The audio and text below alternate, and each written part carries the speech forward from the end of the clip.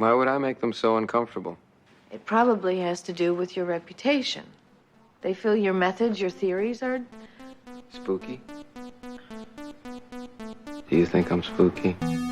His face was so blank and expressionless. He didn't even seem human. I'm not turning my back on anyone! Have you ever found a metal implant in your body? Have you checked everywhere? Mulder, you have to understand! Put it down! You put it down first! Scully! Hi, everybody! Hello. Welcome to everyone. A free episode of Fox Mulder is a Maniac. You can hear the freeness. You can hear it. You can hear the freeness. We're free. This is America. Mm-hmm. We're free. My name is David Bell. I'm Tom Ryman. We're the hosts of this show, which I don't know if you're keeping up with it, but this is a normally exclusive show on our Patreon. Yeah, patreon.com/gameplayunemployed. That's correct. And we're giving you a free episode because it's a very special one. Yeah, this show we go through, we've been rewatching The X-Files. Yeah, we're doing a chronological rewatching of The X-Files, specifically to cast a critical eye on exactly how crazy the character Agent Fox Mulder is in each episode. That's correct. And he's very crazy. Yeah, quite. Too crazy, one would say. If you've ever wanted to just change the way that you watch The X-Files, watch the show with this in mind, and it makes it an entirely different show. Absolutely. We're up to Season 2, Episode 5, otherwise known as Duane Barry. Duane Barry. It's a big deal, you guys. Yeah. This is shot during Gillian Anderson's pregnancy. It's it's the infamous, first parter of the abduction of Agent Scully. Yeah. They had to write her out temporarily because she was having a baby. Yeah, that's why in the shot in this episode where she goes to the supermarket, she's buying pickles and ice cream, which is a pregnancy joke, apparently. Yeah, yes, that's true. Yep. This is features Steve Railsback, who plays Duane Barry. Apparently, I'm looking at the official guide to the X-Files right now. The religious text. Yeah, apparently he played Charlie Manson in the Helter Skelter, the TV movie. Oh, no kidding. Yeah, I can see that. Yeah, this also earned CCH Pounder a Emmy nomination for her role as Agent Kasdan. Probably her first of more than one. Oh, yeah. She's been 100%. All over the place. But yeah, this is a big deal. It's directed by Chris Carter. It is Mulder at... I don't know. I would say one of his craziest moments. This is about a guy named Duane Barry who is an alien abductee, and he takes his doctor hostage to go make him get abducted. But he doesn't know where to go, so he stops at a travel agency. It's very 1994. Yes. He basically takes a travel agency full of people hostage so that he can figure out where to go because he can't remember exactly where the aliens took him. Right. It's someplace in Virginia. Yep. And so Mulder is called in to negotiate the hostages release, even though he's never done this before. We're going to talk about that a whole lot. And basically what happens is he manages to get the best of old Duane Barry, who calls himself Duane Barry. He talks about himself like The Rock in the third person. It's kind of a neat character choice. He stops doing it when his guard is down, so it's like a defense mechanism. Right. He turns out he's an ex-FBI agent who was shot in the line of duty. And so Mulder manages to save the day. Kind of, yes. And then Duane Barry escapes from the hospital, and the episode ends with Scully looking out her window, and there's Duane. And he's just peering in, like he's not menacingly. He looks like he's lost. He looks like he's lost. Yeah, it's a startling shot because she peeks through her blinds and there's just a man right there. But like, he doesn't look menacing. He like legit looks like he's trying to see if anybody's home so he can use the phone. Yeah, it's weird. It's like they didn't give him the proper direction, right? Or he wasn't expecting to. Yeah, it's like he didn't know they were shooting. Yeah. But yeah, that's more or less the episode. It features some classic Mulder moments, specifically the Speedo. It's the first and last time we see Mulder in a Speedo. It is not the last time. It's not. He's wearing that Speedo to sleep in the episode Mulder and Scully Meet the Weremonster. Oh, shit. That makes sense. That makes sense why they would do that. Yeah. They brought back the Speedo because they knew it was kind of a meme. Yeah, it's become sort of a meme. Yeah, because we get to see as much of Mulder as we ever will. Yeah. We see about 98% of Mulder. You see most of Mulder. Yeah. Yeah, you get as much Mulder as you need. There's a couple of notes I had right up top that don't really fit into any of our categories. Sure. Yeah. One is that the cold open of the episode shows Duane Barry's second abduction in 1985. And it's like filling his house with, it like pans out. It looks a lot like the Independence Day shot of the aliens blowing up the White House. Yes. With this flying saucer in full view in just a regular suburban neighborhood, blasting down this blinding cone of light, and Duane Barry screaming like just continuously at the top of his lungs. This is the least subtle alien abduction in history. Okay, I would argue that the show has up until this point talked about missing time. Yeah. I think this is the time that they're saying would be missing. Sure. I think it's just very funny. Yeah, I think they're like the Men in Black, where they're not subtle at all, and then they erase everybody's memory. But you're right. It takes a lot of the mysteriousness out of alien abductions. There's also, I don't know what it is. There's something deeply funny to me about aliens just walking into somebody's house to abduct them. Yeah, well, there's something funny about them using the door. Like, right. It's just like, what? Yeah.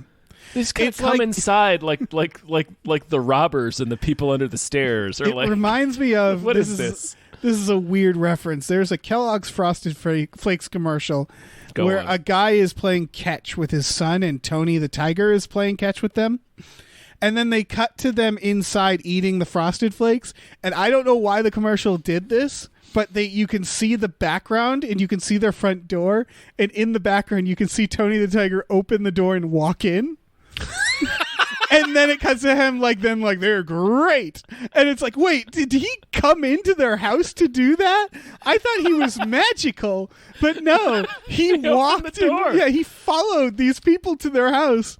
Jimmied the lock open the door to walk up and be like, they're great.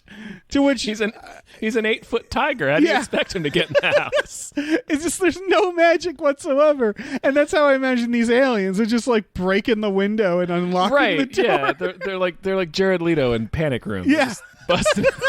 Just they're like smashing Duane Barry it open at the end of this episode. Yeah. They just throw a rock through the window Yeah. and like reach in and unlock it. Yeah, they don't have all the technology in the world.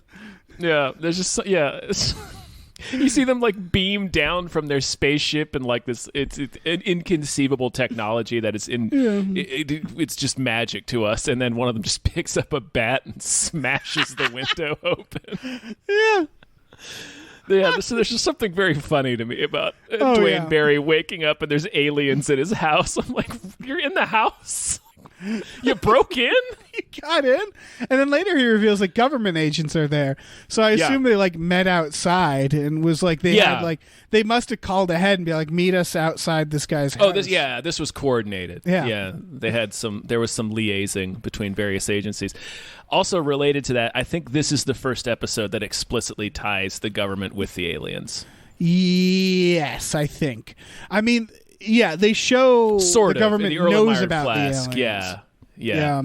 And they seem to be doing something, but this is the first time it's like, oh, they're like working together. Yeah, no, you know what? It's not. In the Erlenmeyer Flask, they do lay it out, but I think this is the first time we see it. Maybe, yeah.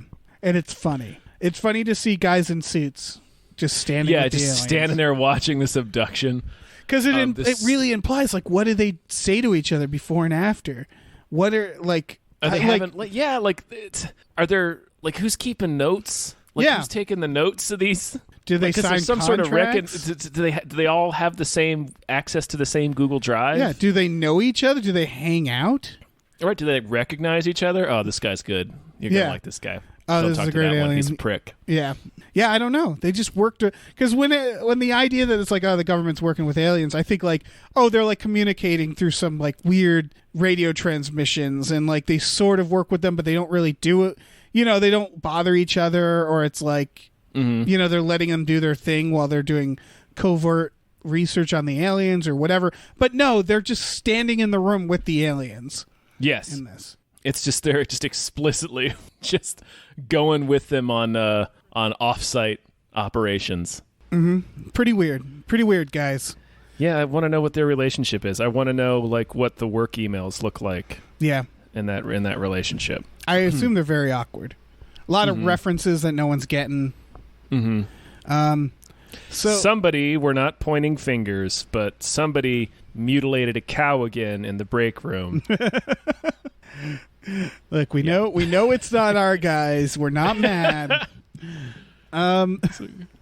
You wanna get to the world's luckiest detective? Let's get started. Let's get into world's luckiest detective. Man, we haven't even started yet, guys. All right, so much again, this is a free episode. So if you haven't listened, this is us. This is us. Our section here is about just we found that Mulder lucks into a lot of his cases.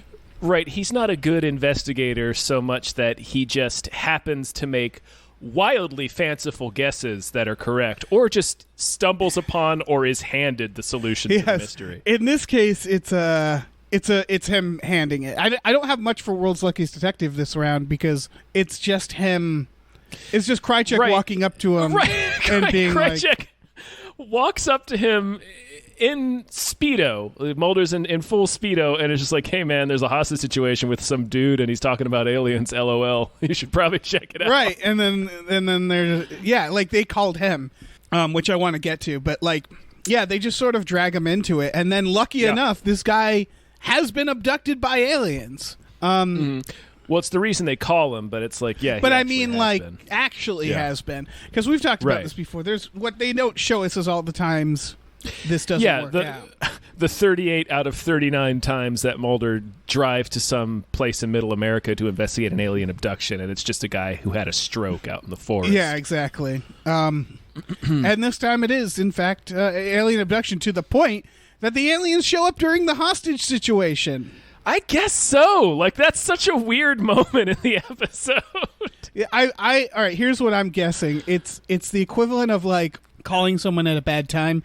The aliens were like, let's go get that Duane guy. And then they show up and they're like, oh, nope, bad time. It's a bad time. It's a bad time. Yeah, like they all piled into the pickup, and they're like, dude, let's go by Duane's house. Yeah. And they swing by Duane's like, oh, it's a bad time. Right. And the government's like, this is why we have that fucking Slack channel. So this is we why can coordinate everybody needs to check the Google Doc. Yeah. We have a schedule. You would have seen. We don't want to constantly be redoubling our efforts here. Mm-hmm. Yeah, fucking aliens. Sloppy aliens. God damn aliens. Terrible at paperwork, aliens are. Yeah.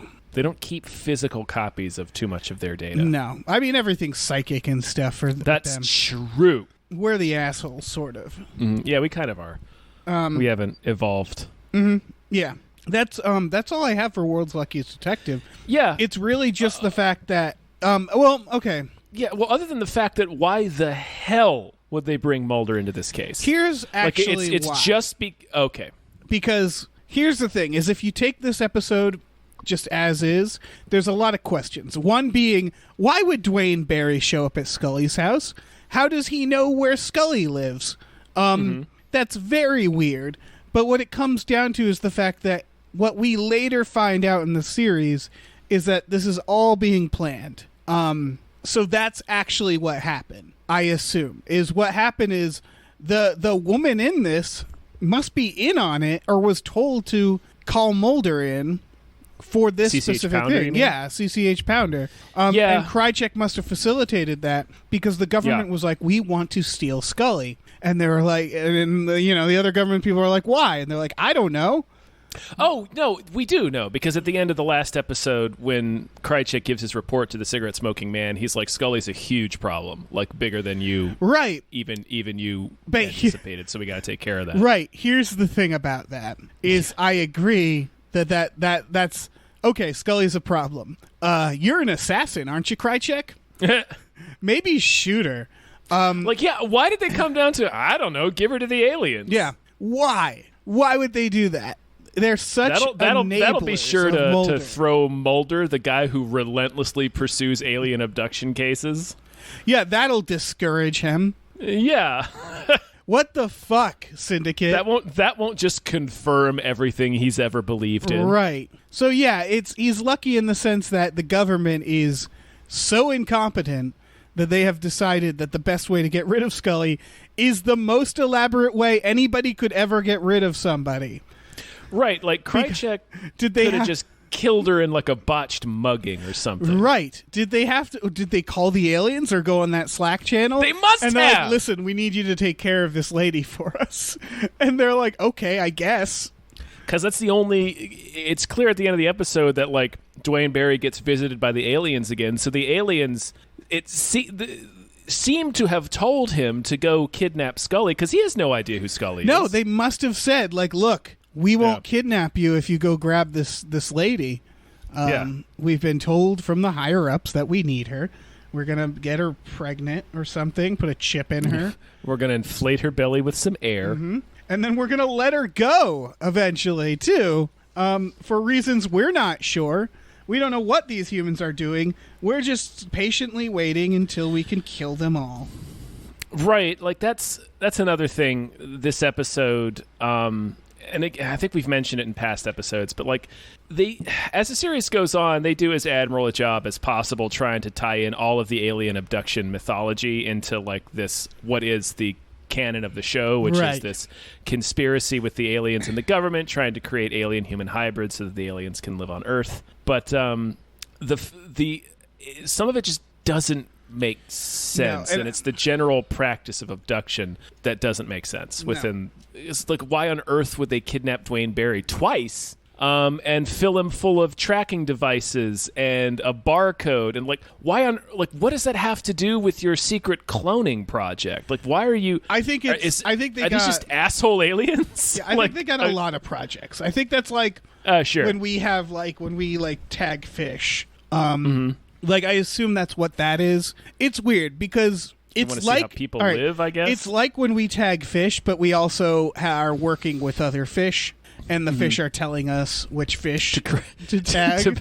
to build our own neighborhood under the sea that we're eventually going to go live in. So it's like we're tagging fish to see how fish live so that we know once we get down there. Something like that, yeah. It's very confusing. And the final episode of, the 9th season... tries its darndest to connect it all, and they do an okay job, but my god, it's clear it's tough. Yeah, it's clear they didn't have any idea what they were planning when they were doing these episodes. But they do know the government's involved because this episode says it. So yeah, and the Erlenmeyer flask, as we were saying earlier, establishes the government and the aliens are working together. Right. I don't know, man. All I know is Mulder is involved somehow, and they're not murdering him. They're not murdering his partner. Right, they're not just throwing him out of a helicopter somewhere in the mountains. Just whatever. There's so many ways you can get rid of this dude. Yeah, you could just shoot him. Right. You can just shoot him and be like, hi, I'm the government. I'm shooting this man. And then you shoot him. And it you doesn't say, matter. all right, we're out of here. Yeah, I don't know. We have shot the man. Yeah, it's every day Mulder lives is a miracle. It really is. For many reasons. They always come up with some... Yeah, it's not just that he doesn't get assassinated by the government. It's that he doesn't somehow bumble into some fatal scenario. He has almost died from autoerotic asphyxiation at least 20 times at this point. And probably forgetting to feed himself. Yes. Yeah. It's the whole spectrum. Right. Of ways you can be found dead in your apartment. He's like those kids that collapse at internet cafes without the internet. Yeah. It's true. Oh, Mulder. I guarantee Mulder goes for days where he just forgets to eat. 100%, which is why we should get into our next section. Oh, yeah. You all know what this is.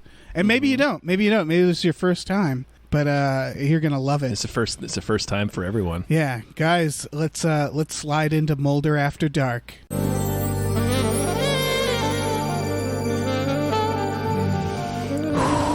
That's intense. Stir that coffee. Yeah. Get some of that cream in there. Yeah. Should we just start? So we see Mulder try out a lot of different forms of exercising throughout the series. Like he jogged all in season 1. Yeah. And now he's swimming for the first and only time we will ever see him do so. Yeah, and later he gets into basketball, and that seems to stick. Yeah, that makes sense. Yeah, swimming does not stick. I think maybe David Duchovny on set was like, I'm not wearing this ever again. I don't know, man. Wearing the David Speedo Duchovny seems to be like a thing Duchovny would have insisted upon. Yeah, I could see him going to lunch holding full conversations while wearing the Speedo. They'd be like, we could give you a robe. And he's like, no, that's okay. And they do that scene where Krychek comes up to him and talks to him, and neither one of them is willing to acknowledge the fact that Mulder is wearing 2 centimeters of clothing. Yes. It's just it's the 90s. It's what people did. It's crazy. It's the crazy 90s. Mulder's either wearing too much clothes or too little clothes at any given time. It's usually too much. Yes. Yeah, there was Mulder a couple episodes ago, he woke up on his couch with his button-down shirt unbuttoned and his jeans on, and it was like, what happened? You unbuttoned your shirt and then fell asleep? Like he collapsed in the middle of some activity. Take off your whole shirt? What is going on in your life, Mulder? Yeah, he bought this Speedo. He saw this Speedo and was like, this is an okay thing for me to wear. He's trying it out. That's what he's doing. Yeah. Is that at like the FBI pool? I feel like the pool. Probably it's either that or the pool had other people swimming in it, and then Mulder showed up in his Speedo, and it just slowly cleared out as he kept doing laps. Oh yeah, and just talking to every woman. He is dressed to fuck. Yeah, that's how Krychek found him, is that Mulder's name and description was all over the radio. Right. I would also accept that that's like 3 a.m. You just don't know with Mulder. Right. that could be 4:30 a.m. on a Tuesday. Yeah. Mulder's just doing laps at the FBI. Yeah. So he gets called to a hostage negotiation. He is immediately in over his head, to the point that he's like, I've never done this before. And they're like, that's okay. We'll teach you. And it's really? Yeah, really? That's a bad idea. Yeah, that's not. That's a very bad idea. And they I kind of wanted to talk about this and name the enabler, but what I think is funny is I'm pretty sure that what's her name? CCH Pounder. CCH Pounder. I'm pretty sure she called Mulder because they needed someone who knew about UFOs. Mm-hmm. And she was referred to him, and it was like, okay, this is an FBI agent. I'm sure he's a normal person. We're just going to bring him in because he knows the lingo, but he'll be on our side.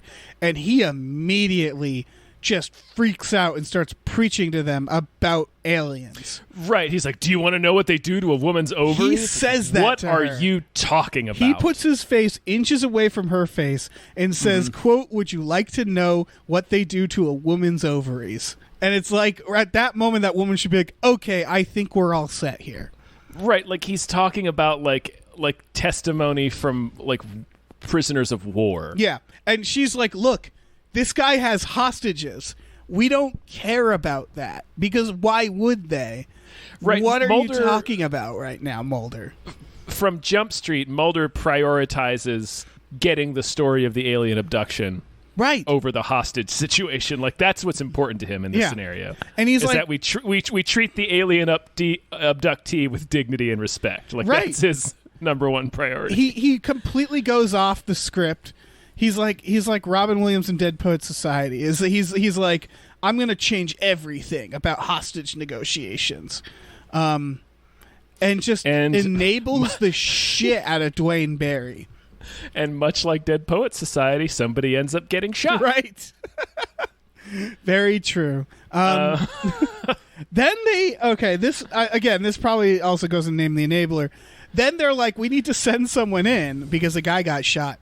Hey, let's dress up the crazy FBI guy that clearly is intense about aliens. Let's dress him up like a paramedic and send him on in there. I think they wanted him to jump on this grenade. Yeah, that's probably true. And I think they're just sort of setting him up because it's the only moment in the episode where Mulder actually makes sense is when he goes through the first call with Duane Barry going through the FBI script on hostage negotiation. Yes. And it pisses Duane Barry off because he knows the script because he used to be an FBI agent. Right, and they didn't tell him. And they didn't tell him that, so he gets off the phone and he's angry about it. And it's like the only thing he does that makes sense. But then he parlays that anger about like, why didn't you tell me that he was an agent because he knows the script, so he's just like insulted and enraged by me reading it to him. Right. He goes immediately into, how dare you not treat this abduction scenario with respect? So it's like not even his one moment of like actual justifiable outrage can he sustain. Like he can't. It's so not important to him. Like the fact that he's negotiating for people's lives is secondary to like, I'm going to talk to this person who's been abducted by aliens, and you're making it sound silly, and it's serious. Yeah. You want to know what they do to ovaries? No, I don't. No, and I think it's very inappropriate. You just got that close to me while saying that. Yeah. Why did they dress him up like a paramedic? I don't know, because he doesn't even pretend to be a paramedic for 3 seconds. Yes. And we said this in the last episode, like, his voice is very recognizable. So the moment he walks in, he's like, hey, Duane. He'd be like, you're the guy on the phone. Why are you dressed like a paramedic? Are you trying to trick Duane, me? I'm a paramedic here. I'm here to help this guy that's been shot. Like, you can't, Mulder is so mumblecore. Like, there's no... I think no way you would recognize. I assume they dressed him up like the paramedic, and they're like, okay, so you want... Like, they say it, where they're like, help the man if you can get anything else good. Like, they're literally saying to him, like, look, just go in, be a paramedic, and leave. And, yeah, he immediately throws that away. And they're probably thinking, like, there's probably some paramedic standing by in his underwear. Like, why did I have to give him my clothes for this? Yeah. He immediately broke the cover. Because he comes in with an actual paramedic. The actual paramedic kneels down and starts helping the guy that Duane shot. Mulder looks over the real paramedic's shoulder for like 1 second and then turns around and starts talking to Duane about aliens. Yeah, and he can't help himself. No. It's like, why would this... Like, he immediately tips his hand, because, like, why on earth would this paramedic know that Duane is ranting about aliens? The paramedic is clearly the weirdo that he talked to earlier on the phone. I love the part where he's ranting at Duane about aliens, and one of the hostages whispers, he's gonna kill us. Yep.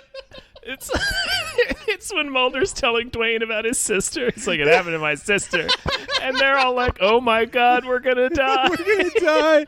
Like, you could expect at that point Mulder to be like, look, Duane, if you kill one of these hostages, they'll listen to you more, and then we can go get these aliens. All right, buddy? Mm-hmm. Like, I was waiting for him just to be right there holding guns as well with Duane. The shrink... I can't see the aliens. I can't even fathom the shrink's thoughts, because he's gagged the whole time and just eyes as wide as $50, watching Mulder be like, my sister was also abducted, thinking like, oh my God, this is the guy they sent. Mm-hmm. We're all gonna die. I'm going to get killed in a field. This guy is going to drag me to some random mountain to wait for aliens. Yep. Wolves are going to eat my carcass. Yep. The psychiatrist, Duane's doctor, this has nothing really to do with anything, but he's like freakishly skinny. Like, he looks like a creature performer. Yeah, he does. Like, he looks like a mime's skeleton. Yeah.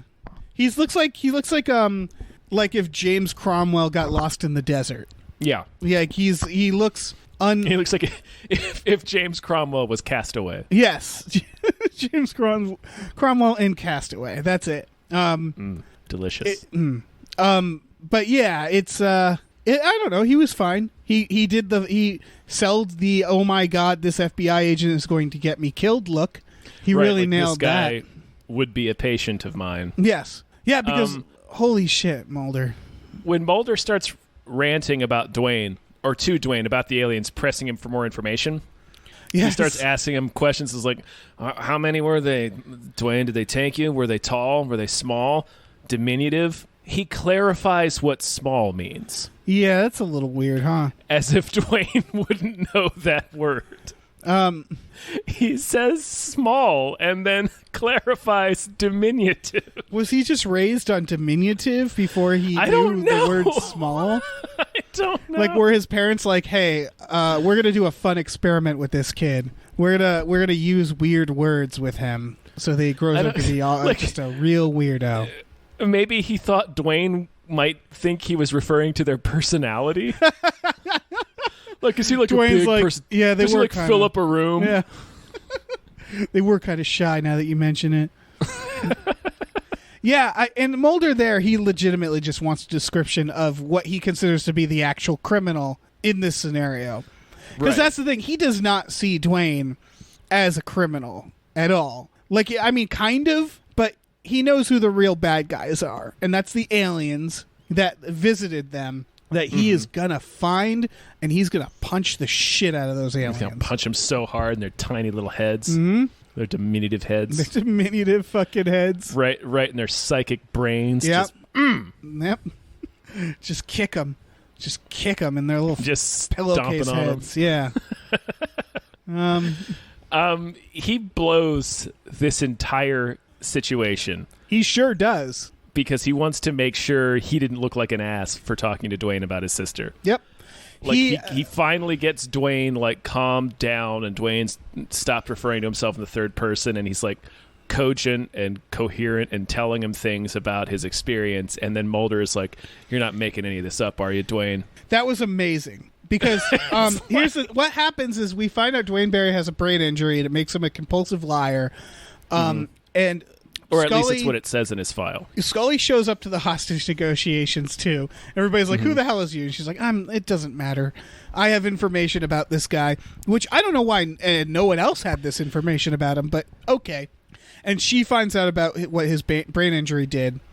And she goes in Mulder's earpiece and she's like, "Listen, he's not the guy you think he is. He's a compulsive liar. He's not an abductee." And that's when Mulder, instead of being like, "That doesn't matter," because it doesn't. This guy has my trust. We're letting hostages go. He's like, "This motherfucker is a liar, and I'm going to call him Lying out." to me about aliens, and to Mulder, that's the worst thing you could lie to him so about. Duane Barry is standing in the door. There is a sniper laser on him, and Mulder goes, "Duane, come here," and fucks up the sniper's shot. So, like you said, he can ask Duane if he's serious about the alien stuff. You serious, bro? Like, I heard you're a fucking liar. Are you lying to me, Duane? Because Are you what the clowning fuck, me, man? bro? Yeah, that is insane. Yeah. And Duane predictably flips the fuck out. Yeah. And then he's like, "All right, go unlock the door, Duane." because he Duane, knows you he's forgot gonna to lock the door. So he sends Duane back to the door to get shot. get shot because he's like, "Okay, never mind." Never mind. My God, Oh my Mulder. God. So all Mulder managed to do, like they're telling him at the end, it's like, well, this is, I mean, you succeeded, you saved the day, and it's like, well, did he? Yeah. All he really did was convince Duane to let two people go after he had already shot a third, and then lure him in front of a window to be shot by the police. Yeah. Yeah, for in terms of negotiations, I don't think this is the happiest Day ending. saved. Yeah. Why did they send him in? Why would I you don't send know. him in? Why? After he did the like ovaries thing. And they're like, "Well, we better send this guy in." Right, it's like sending a raccoon in to defuse a bomb. Yeah, exactly. It's like it's like sending a raccoon to defuse an angry raccoon.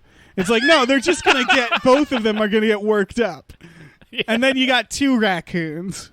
They're just going to be pissing and shitting and Yeah. clawing everywhere. Yeah. It is a man. real problem. It's a baffling situation. And Mulder even knows later when CCH Pounder is like, "I wanted to show you something." Mulder's like, "Oh, I thought you were here. You were going to chew me out." And it's like, yeah, she should. She should. Just because of the ovaries thing. I can't stress that enough. That is a fucking creepy thing to say to a woman all close to her while ranting about fucking aliens. Yeah. Mulder. Should we get into fireable offenses? Do you have anything else for this? I think I have maybe something else. Oh yeah. Scully says to Mulder after it's all over, she says, because he says something like, "You know what, the thing is I believed him," and she says, "Sometimes when you want to believe so badly, you end up looking too hard," and that's Mulder's entire life. Right, and she knows it, and she's just trying real hard to be gentle about that fact. Right, it's just one of like 100 times that she gently tries to tell Mulder about himself. Yes, and he's not having it. And he just never listens. And then later when he's in her office with one of the pieces of metal they took out of Duane Barry, she's like, "Well, I mean, it could be anything." And he's like, "Well, this proves that he was telling the truth." And she's like, "Well, it proves that something happened to him. Like he had these things implanted in him." Because it could be And shrapnel. Mulder, he gets so moody about it. Like he's just sitting there pouting in his chair, and then she's like, "Well, I can send it down to ballistics. We can figure this out quickly." He doesn't say a word. He gets up and walks out and Right. shuts the door. Right. He is an FBI agent. He's so moody. Yeah. And can you imagine working with that? Can you imagine? No, like, it would be a nightmare. It would be a fucking nightmare because it's like, look, Mulder, I'm just saying that this might not be a goddamn alien implant. Yeah. And he's just like, me. And leaves. It like doesn't. So I would throw that thing out. Scully, I'd be like, never all right. take my alien stuff seriously. Yeah. And then he goes home with his Speedo and his 18 chairs. Mm-hmm. He has so many chairs in too his many apartment. That was from It's a a previous episode. episode. If you look in Mulder's apartment, that's one of my favorite things to do while watching any given show or any given episode is just pause whenever we get to Mulder's apartment to just see what's there. What's there. And It's a fun game to pause when you see his office, too. Yes. Oh, for sure. His office, I think, because we said this in the last episode, his apartment seems like it's just for show. It's just a place that makes, like, he learned a long time ago that if he puts up pictures and, like, puts furniture out, people won't take him away. They'll let him live there, and they'll think he's normal. But his office is where he can really fucking work.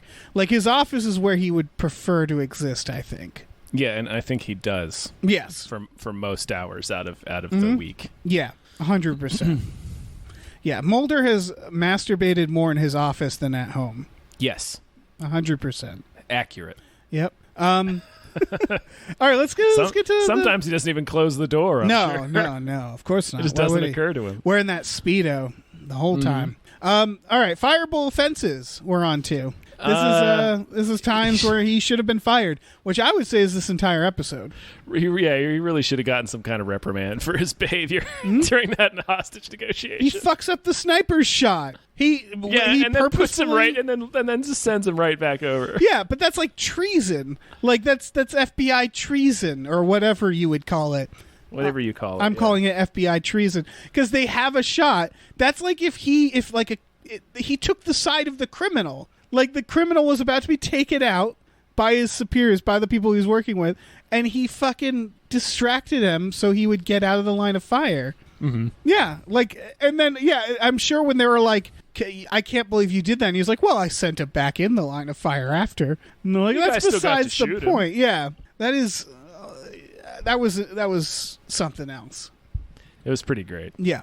He should get pretty fired for this. Yeah, at the very least, he should be sentenced to like 4 more months of wiretaps. Yeah, something. Like he should get something. He purposefully fucked up. What if Duane Barry shot a hostage after that? Right. Yeah, if he had killed somebody after that, he would have been in real trouble. Yeah, that would have been Mulder's fault.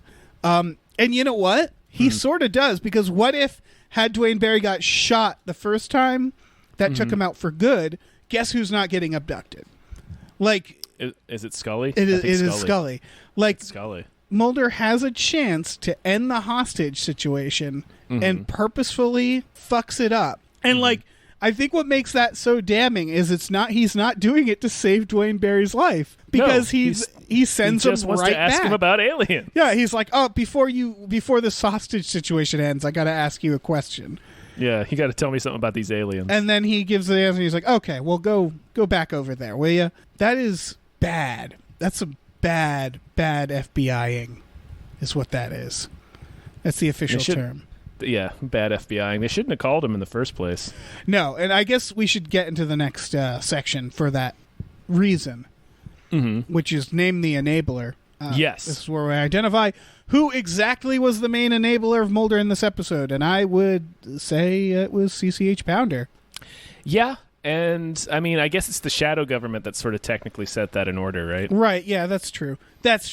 But, like, the moment, because, again, they probably expected just some guy who was into UFO abductions. And when they got Mulder, they should have been like, we need to send this back. This is not what we ordered.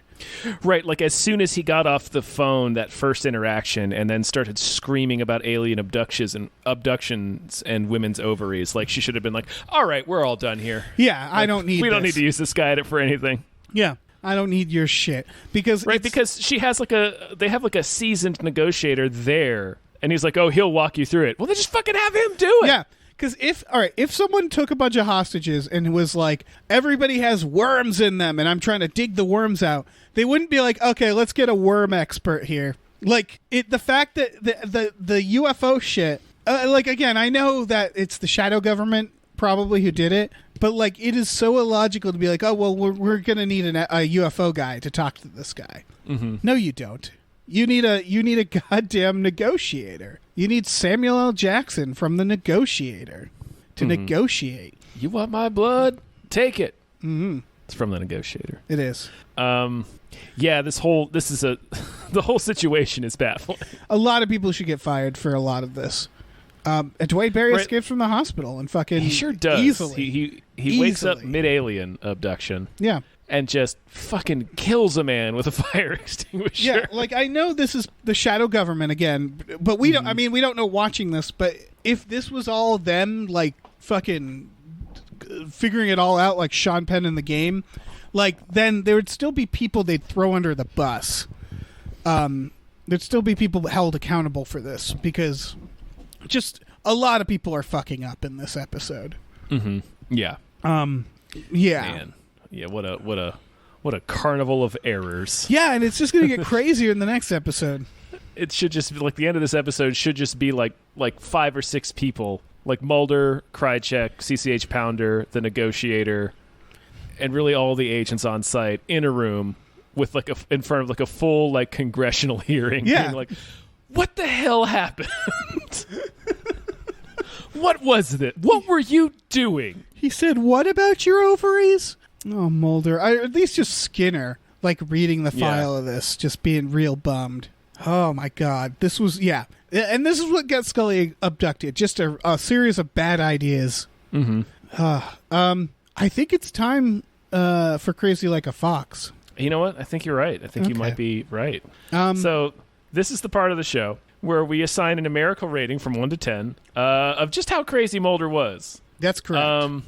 1 being present at 0 hostage negotiations that he nearly blows just so he can shout at a guy about aliens. And 10 being more than 1? Mm-hmm. Maybe more 10? than one of those things happening? Maybe 10 of those things happening? 10 of those things happening? 10 different negotiations that they didn't even call him. Him wandering into a hostage situation off the street and shouting at the gunman about aliens. That's a 10. Tom, I might go with an 8. This is pretty high. This is pretty high. He risks the lives of hostages. He is actively endangering several people's lives. Mm-hmm. He refuses to end a hostage negotiation so he can ask a guy a question. Yep. About aliens. Would you say an 8? Would you go higher? Like, this is pretty fucking crazy. Man. We've never broken 8. We haven't broken 8. I don't think we've broken 7. We've had an 8 before. I'm pretty sure. Isn't Ice? I think Ice was an 8. Ice might have been a 7. Let me look. I got them. Oh no, where'd our ratings go? They're typically a linkable file, but they look like they're gone. That's not good. Well, we can do like version history and find it. Yeah, we could. And we're gonna. Should I do that right now? Yeah, probably make all these people wait. Oh god. I'm thinking, I don't know, I think I'm good with an 8. Maybe a 9. This is hard. All right. Let's do 8. Let's do 8. Yeah. I'm scared to do a 9 right now, but I'm pretty sure, I'm almost certain Ice was an 8. We can always go back and check. But because he in Ice, he's the guy who's there to keep everybody together, and he immediately goes into "no one's getting my blood," like unprompted. Yeah, he loses his fucking mind in that episode. Yeah, okay, I'm happy with an 8. Yeah, I think an 8 is fair and accurate. Mm-hmm. Yeah, I'm not gonna. Nobody's gonna fight us on that. Mm-hmm. I'm still searching for the where things went wrong, and everybody's going to listen to this happen. Mm-hmm. That's a good idea. That's a good idea for our free episode. Mm-hmm. So yeah, that's a sewed. Oh wait, I found it, guys. Oh, you did? Everybody, I found it. Okay. I'm so glad. I'm so glad I found it. You know why? Why? Because we haven't broken a 7 before. I fucking told you we hadn't. I know, and you were right. Those are the words that came out of my face. You were right. You were right. You were right. I'm saying it. You're hearing it. You're hearing it. You're right. This is a hell of a thing. Mm-hmm. we've only done 7s, and our 7s have been EBE, Yeah. and ICE. Yep. Wow, our EBE first was 8, you guys. when he ran deep into a facility just to get a peek of an alien. Right. Where he Tripping ran- over a fence in the process, He almost gets shot to death by the Yeah, military. He escaped like a cat. Yeah. Oh, shit. Our first 8. I feel like I want to celebrate or something. I mean, I'll tell you what we can do to celebrate. What can we do to celebrate? We could tell all these people about our Patreon. Oh, okay. I guess that's a good idea. Guys, this is this is normally an exclusive podcast. And so if you want to hear the rest, including the second part, Ascension, to this Yes. episode, you can go to our Patreon at patreon.com/gamefullyunemployed. Not only do we have this exclusive podcast, but we have another one called this is the one called Fox Mulder is a Maniac. We have the one called Tom and Jeff Watch Batman. Yeah. It's great. It's fucking Yeah. fantastic. It's me and Jeff May watching all of Batman. Just all of it. Yep. Every appearance of Batman. Yeah, until they, kill each other eventually. Or until the sun dies. Yeah, whatever happens first. Whatever I guess. happens first. Yeah.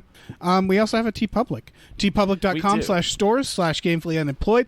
We got Fox Mulder is a Maniac shirts there. We got all sorts of shirts, including Tom and Jeff Watch Batman shirts. Something called There's Trash Bullock is our newest Trash one. Bullock, yeah, that's a new one. There's also a really awesome Fox Mulder poster. Yes, made by Starlene Hodge. It's fucking gorgeous. Yeah, it's really great. Yeah. And it's in t-shirt form as well. Yeah. So check all that shit out. You should also leave us a review on Apple Podcasts if you have the time. Yeah, do it. Just for the fuck of it. I mean, why not? Who What do you have cares? to lose? Write whatever you want. Yeah. Yeah. Fucking write whatever you want. Talk about aliens and ovaries. It don't Yeah, matter. Tell us what you think. What they you think do to aliens do to women's ovaries. Yes. Yeah. Do they that'll juggle be- them? I don't know. They probably juggle them, I right? imagine it's a juggling thing. How They're could really it not big be? into they're really big into juggling. Yeah, that's one of those things on the Slack channel that they're all very concerned about. Like, could you guys stop juggling ovaries? Yeah, it's really distracting. It's not conducive for the workplace. No juggling ovaries in the break room. Please no. Yeah. Clean up your cows and clean up your ovaries, please. We don't need any of Cow that. ovaries. Don't forget your Don't leave- ovaries in the microwave. Yeah, and yeah, leave them yeah. there over the weekend. No. Uncool. Yeah. Goddamn aliens. Hmm. That's a sode. Let's get the hell out of here. Okay. Bye, everybody. Goodbye. Enjoy your Sunday or whenever in time you're listening to this. Enjoy your future. Enjoy the future. Hope it's a good one. Yeah, not dystopian. Full of ovaries. May your future be bright with ovaries. Be laden with ovaries. Yeah. Burdened with them. Encumbered. May your future be encumbered with ovaries. Oh, that's the new goodbye. That's the official. Every episode now, we end it like that. Oh, yeah, we're definitely sticking to that. Yeah. Tune in next week when we're definitely going to say that. All right. Goodbye. Bye, everybody. Artwork for Fox Mulder is a Maniac is produced by Starlene Hodge. Follow her on Twitter at StarleneX. That's Starlene with an X. Or check out her delightful webcomic at rubywhipple.com.